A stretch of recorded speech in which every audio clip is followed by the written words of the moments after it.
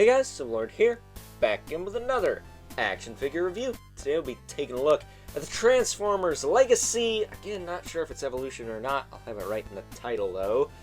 Core Class Burst. The other Core Class Pretender brought to us by the fine folks over at Hasbro. And once again, my good buddy Evil Villain. So much like the Iguanas with an eye video I did earlier today, I'll leave a link in the description below to his Instagram so you can head on over there. Give him a follow, let him know Overlord sent you. But as always, don't be a jerk. I'll find you. You won't like the consequences, blah, blah, blah. I'm probably not actually going to do anything because I'm visually impaired and disabled people are not good at fighting.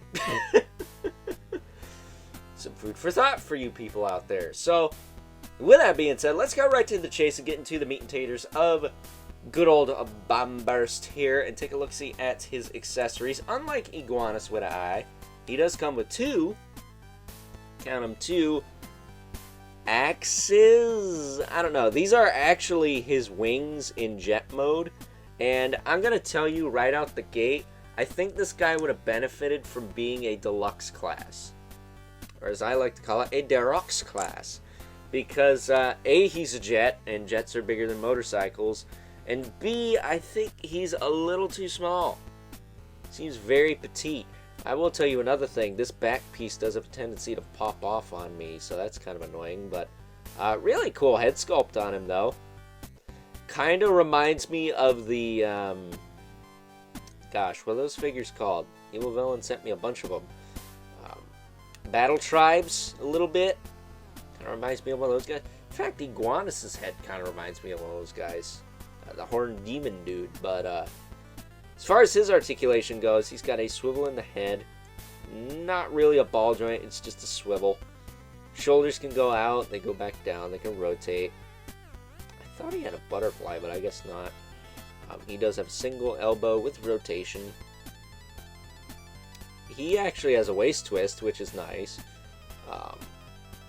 Hips can kick out, back down, forward and back. No thigh cut, but you do get a knee swivel with a hinge. And then he actually has a full-on ankle rocker, and not a whole lot of ankle hinge, but you do get some. So yeah, very easy to stand. I will say he's a little looser than Iguanas with an eye was, but what are you gonna do? One thing you can do with this guy, you could plug the wings onto his arms, kind of like you would for the vehicle mode. I mean, he is a bat after all, so that kind of makes sense. It would have made sense if they could plug into the back, but I don't think they can, which is like a missed opportunity, because how cool would this look? I just kind of hold this in place here. Let's grab the other axe. Do that. Give him like a wing jetpack. That would look sick, but unfortunately, no, you can't do that, and that sucks. So, just gonna have to plug him into his hands, like so. One of them plugs in a little tighter than the other one. I'm not sure why that is, but you could plug in one there, plug in the other one here. You could try anyways. Holy crap. This one, again, is tighter for some reason. Like, a lot tighter. Like, what the crap? Really gotta push that in there. That's what she said. But there he is with his axes.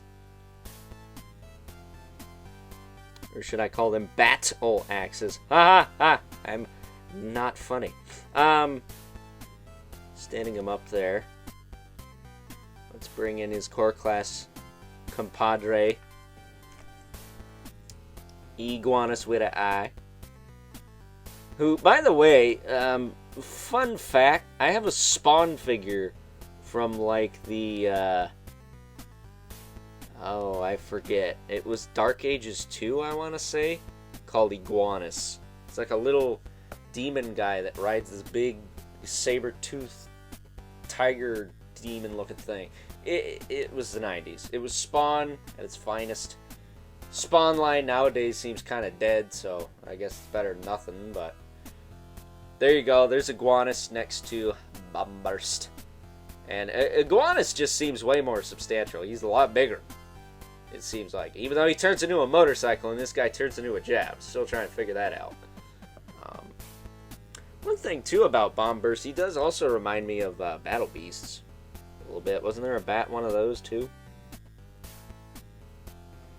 But centering him there as best as I can. This, of course, would not be one of my videos without bringing in good old Brother Mandibolith from Mythic Legions.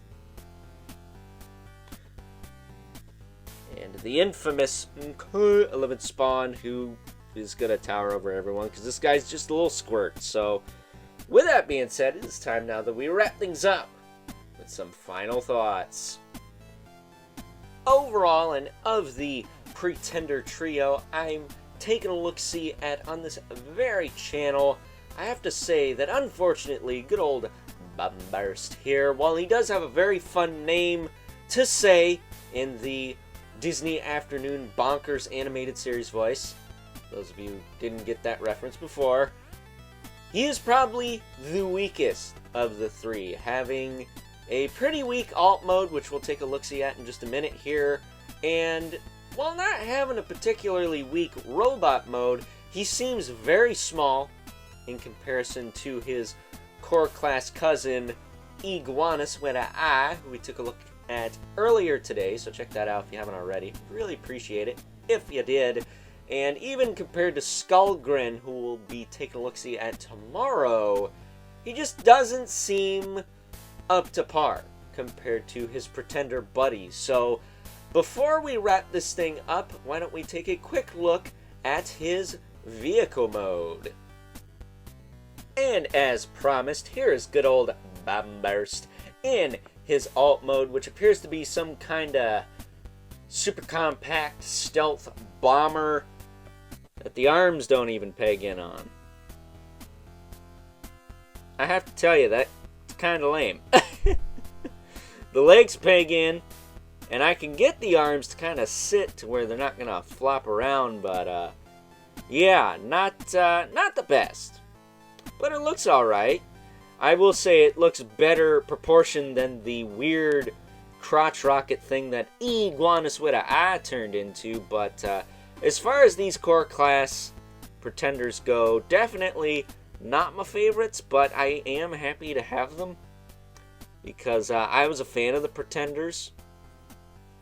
Just because, A, they're a good band from Ohio, and B, I just thought the concept was really cool. You know, you get this cool looking sci-fi fantasy monster figure with a transformer inside of it. It's like the epic version of an Easter egg, if such a thing existed. So, while this guy and Iguanus are not the strongest releases from this line, I do enjoy them, and I'm happy to have them as a part of my Transformers collection. So, with that being said, I hope you guys enjoyed this review.